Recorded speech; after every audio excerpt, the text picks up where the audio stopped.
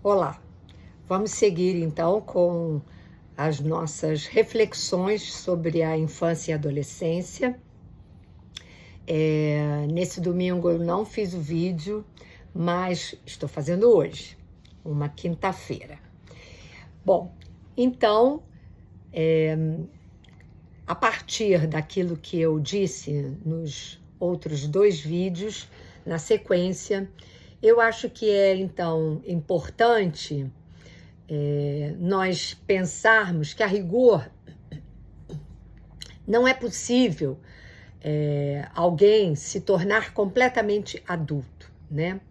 Porque, ao contrário do que a psicologia evolutiva clássica nos diz ou preconiza, o que se experimenta na infância e na adolescência, mesmo que a gente possa entender que isso de algum modo é ultrapassado, há sempre a conservação de alguns elementos, de alguns traços do que se experimentou na infância e que de alguma maneira retornaram na adolescência e se cristalizaram no sujeito, né? Então, por isso é importante a gente deixar de lado esses termos, etapas, fases, porque a rigor não é disso que se trata. Partimos então de uma concepção dialética, onde esses termos efetivamente não terão lugar. A adolescência, no meu entendimento, precisa ser apreendida como uma estrutura. Eu já disse isso no último vídeo. Que, na verdade, é produto de uma história iniciada ainda no tempo anterior do nascimento do sujeito. Do nascimento do sujeito enquanto bebê, que nasce, e do nascimento do sujeito no campo da fala e da linguagem. Porque ele é engendrado antes do seu surgimento nesse mundo, ele é engendrado pelas fantasias dos pais, né? Dos pais, daqueles que se ocupam dele, daqueles que o desejam efetivamente. E então, nessa estrutura, vão se reescrever elementos da história geracional, da história familiar, mesmo que esses pais não se deem conta de que eles estão efetivamente transmitindo isso. Eu costumo dizer que a gente transmite aquilo que a gente quer para os filhos, mas, sobretudo, a gente transmite aquilo que a gente não domina, que a gente não compreende, que a gente não tem nenhum controle, né? Então, nesse momento, né, acabam acontecendo fixações de certos elementos repetitivos ao longo desse tempo de estruturação. Esses elementos serão, ao longo da infância, sobretudo da infância, ressignificados, dependendo das experiências do sujeito e de suas relações simbólico-imaginárias com o seu entorno, com os seus semelhantes, né? Com seus pais, com seus amigos, com seus irmãos, com as outras pessoas que fazem parte do seu entorno. Essas estruturas que constituem o sujeito, bem como suas significações, devem definir-se a partir das relações que o sujeito estabelece em cada momento da sua história com esse entorno, né? Bem como ele vai sofrer os efeitos do que o cerca, e também vai sofrer os efeitos do que o cerca e vai responder a esses efeitos de formas muito singulares. Quer dizer, que ele não só recebe essas informações, essas marcas, né, como ele reage a elas. Num texto do Marx, chamado Fetichismo da Mercadoria, ele vai dizer que as aparentes relações entre as coisas, elas estão na dependência, elas estão fundamentadas nas relações sociais. Se a gente fizer uma analogia entre esses fenômenos ditos naturais nos adolescentes, que as pessoas dizem que são fenômenos naturais e de fato não são, né? Vamos entender, então, que esses fenômenos são respostas a vínculos cristalizados com os seus semelhantes, com aqueles que estão fazendo parte do seu entorno.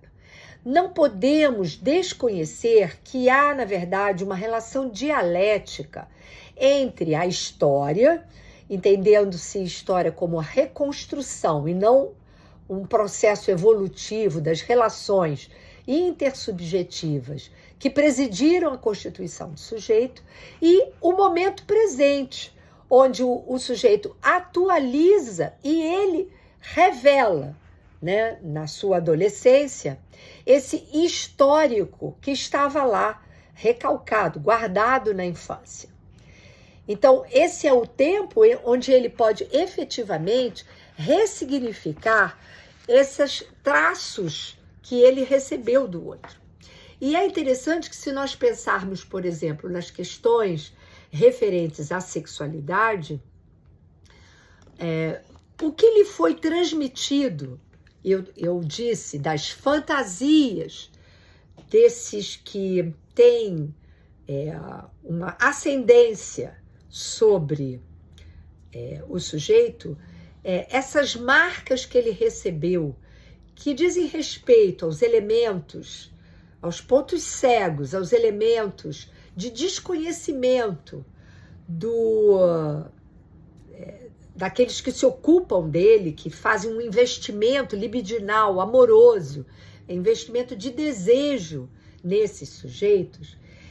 No momento da adolescência, ele vai, na verdade, ter a oportunidade de se defrontar com esses elementos e ressignificá-los ou não.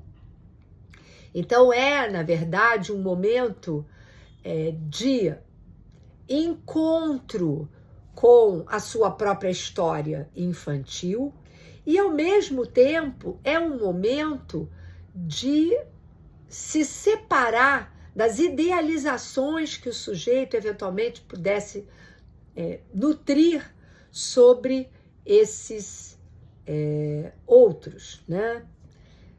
Eu vou evitar aqui de falar de pai e mãe, porque é preciso considerar as novas formas de organização, organizações familiares. Mas sempre tem aquele que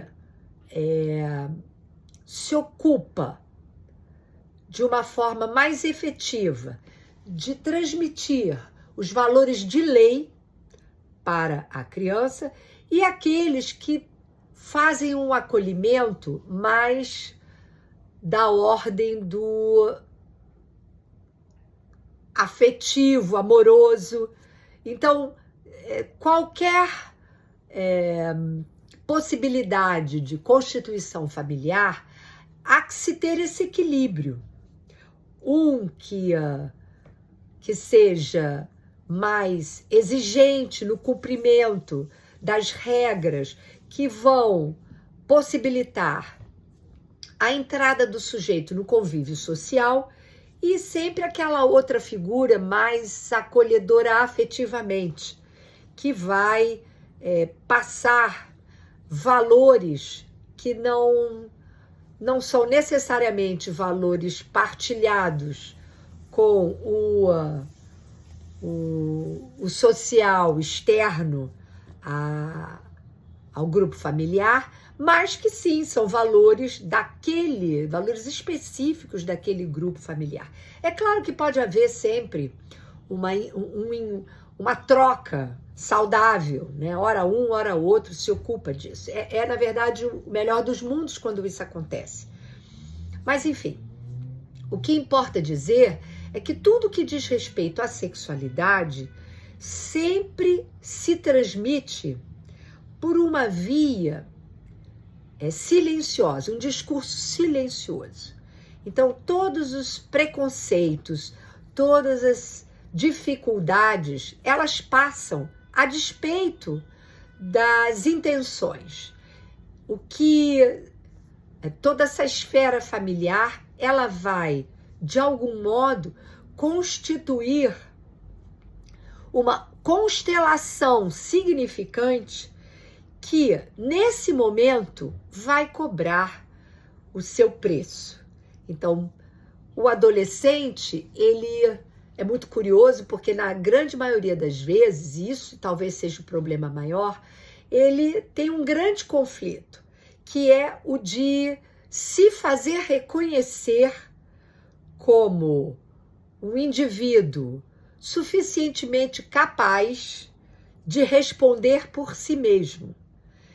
E normalmente hoje, na nossa sociedade, só se reconhece o sujeito em condições de responder por si mesmo quando ele tem uma autonomia financeira. E as pessoas esquecem que seus filhos, na adolescência, justamente, já são capazes de... Eles podem até não querer ou não se sentir em condições, mas eles já são capazes de gerar outros indivíduos. E isso, muitas vezes, é assustador, porque isso é conflitivo para o sujeito. Ao mesmo tempo que ele se sente capaz de estar com seus iguais, os outros adolescentes, ele não, e ser reconhecido, a família o mantém, não como criança e nem como adulto, o mantém numa posição de limbo e não o reconhece nas suas suficiências. Vamos continuar essa conversa para o próximo vídeo, no próximo vídeo. Obrigada.